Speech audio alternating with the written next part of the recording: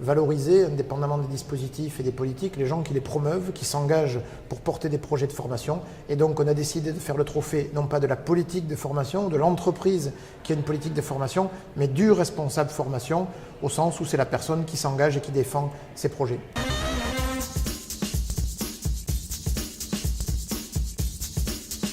On a récompensé des entreprises qui ont eu des projets sur les savoirs fondamentaux, qui ont accompagné la mixité des emplois à travers l'encouragement des femmes à occuper des postes managériaux.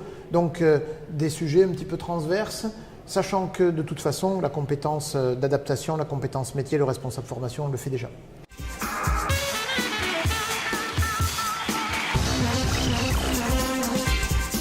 Écoutez, je suis très contente parce que c'est un projet qui me tient à cœur.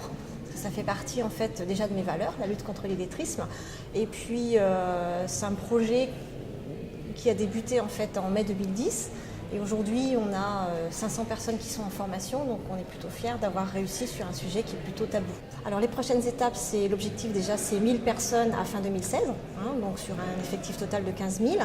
Et l'objectif ensuite, c'est d'accompagner les gens dans un process de VAE, c'est-à-dire que les gens qui n'ont pas eu la possibilité d'avoir des diplômes, on va les accompagner dans la validation de titres ou de diplômes, le cas échéant, comme des CAP de préparateur de commandes, etc.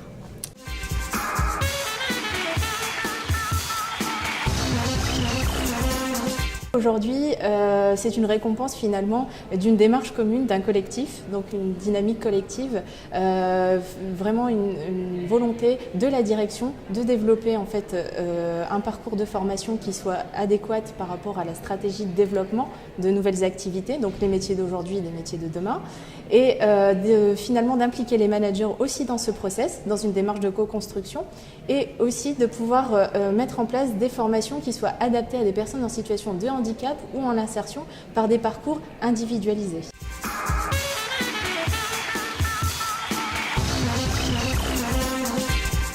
L'idée était de s'intéresser à la façon dont les managers transmettaient les gestes professionnels dans l'entreprise aujourd'hui. Le choix qui a été fait pour susciter l'adhésion du public concerné, qui est un public d'exploitants, c'est de choisir la télé-réalité, et de médiatiser, de scénariser un ensemble de modules dont chacun va représenter une posture ou un geste métier en se calquant et en riant de la télé-réalité aujourd'hui. On a par exemple Cauchemar dans le parking, qui bien sûr fait référence à Cauchemar en cuisine.